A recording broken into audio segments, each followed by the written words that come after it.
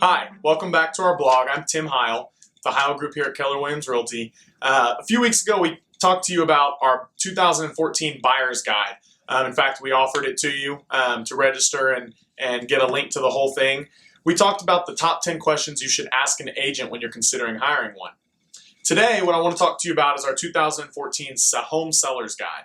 And one of the tips in the Home Seller's Guide is top pricing considerations. Now, I pulled this out just to talk with you briefly about it to give you a little bit of insight into the type of information that's in our 2014 Home Seller's Guide. Basically, talking about pricing, here it goes over all of the different factors that go into pricing a home for the market. Location of the home, the size of the home, the condition of the home, the upgrades it has versus what the comparables have. What we notice on here is that 22% of people who list their property on the market for sale end up reducing their price because they don't price it right the first time. It's a myth. A lot of home sellers think that if they leave their property on the market longer, that they can actually see a higher price, higher offers come in than if they would just price it right from the get-go and sell it quickly. Typically, people think that a quick sale means a fire sale. And the reality is, even when the market's going up, if the house sits on the market too long, it becomes stale in the eyes of a buyer.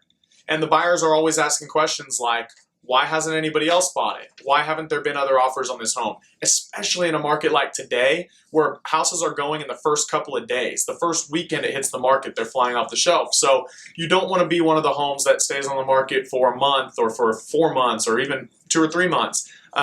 Because when that happens, sometimes the buyers start to question. Now, when they're out in rural areas of town or in a higher price point where the average days on market is a little bit longer, it's not as bad. But the goal is to have your property on the market as short of a time as possible so that the buyers are super excited and they perceive a high demand for the property. They want to get their offers in before anybody else can.